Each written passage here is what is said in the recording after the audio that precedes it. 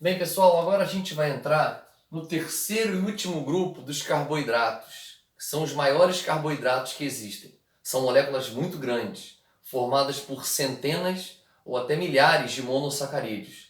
São chamados de polissacarídeos. Polissacarídeos são os carboidratos mais complexos que existem. E a gente vai ver que esses polissacarídeos a gente obtém pela alimentação.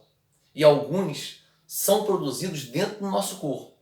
Outros não são produzidos no nosso corpo. Tem nas plantas, tem nos insetos, tem nos artrópodes, a gente vai ver, tá? Vamos começar pelo amido. O amido é um polissacarídeo de reserva energética vegetal. Vamos supor que essa linha grande aqui, ó, represente uma molécula de amido. Se essa linha que eu fiz aqui representar a molécula de amido, cada pontinho preto que está formando essa linha vermelha, cada pontinho preto é como se fosse uma molécula de glicose. Então o amido é um polissacarídeo formado por muitas e muitas glicoses. É de origem vegetal, porque ele é produzido nas plantas, a gente vai ver. Todas as plantas, pessoal, fazem fotossíntese.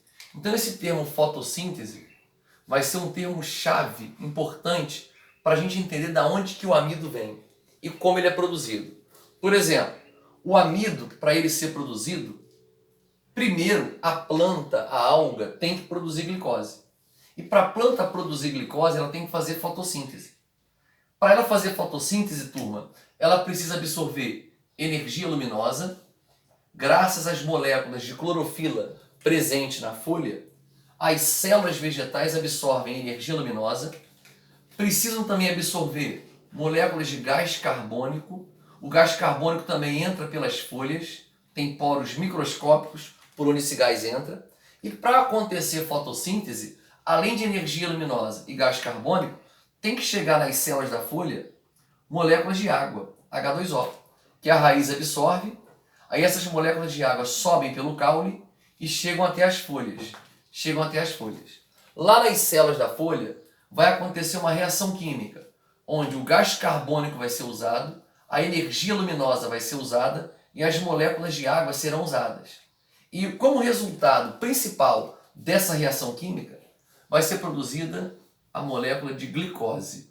Lembra? Glicose é uma hexose, cuja fórmula é C6H12O6. Tá? Além da glicose, quando as plantas fazem fotossíntese, elas também produzem frutose, cuja fórmula também é essa aqui. Esse carbono presente na glicose vem do gás carbônico aqui, ó. Os hidrogênios da glicose, pessoal, vêm da água, ó. E os oxigênios presentes na glicose vêm do CO2 também. Só que a gente vai ver que além da glicose, a fotossíntese também produz gás oxigênio. Esse gás oxigênio a planta pode usar na sua respiração e o excesso liberar. Mas como o foco é carboidrato, a aula de carboidrato, eu vou me prender mais, ó, nas moléculas de glicose.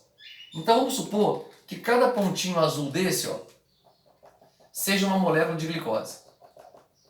A planta fazendo muita fotossíntese e produzindo muita glicose. Grande parte da glicose que a célula da folha produziu, ela vai usar na respiração celular. Lembra que as mitocôndrias reagem ao gás oxigênio com a glicose para gerar energia? Então, parte ou grande parte da glicose que as folhas produziram, elas usam na respiração celular para obter energia, quebrando glicose. Só que o excesso de glicose passa da folha para os vasos liberianos, que são vasos fininhos que vão distribuir matéria orgânica da folha para o caule e para a raiz. Então, parte da glicose produzida pela folha passa para os vasos liberianos, que distribuem a glicose para o caule e para a raiz. Ok? Agora, quando chega muita glicose no caule e quando chega muita glicose na raiz, esses órgãos vegetais não jogam fora essa glicose que está chegando. Tanto as folhas como o caule e a raiz, com muita glicose que vai acumulando nesses órgãos, Essas moléculas de glicose vão se unindo na própria célula vegetal e vão formando o amido.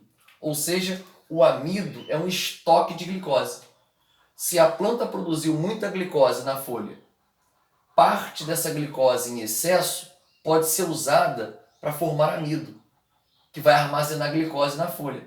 Se chegar muita glicose no caule e na raiz, esses órgãos vão unir essas moléculas de glicose para formar o amido. Agora, quando a planta precisar de glicose, porque por algum motivo está fazendo pouca fotossíntese, ou seja, está com pouca água, ou então está recebendo pouca luz, ou seja, algum fator está limitando a fotossíntese e ela não está produzindo muita glicose, ela vai partir para a sua reserva de glicose. Ou seja, as células vegetais quebram o amido que elas estocaram e a quebra do amido vai gerar glicose para as células. Então o amido é uma molécula de reserva de glicose. É um polissacarídeo de reserva energética de origem vegetal. Onde que é encontrado o amido?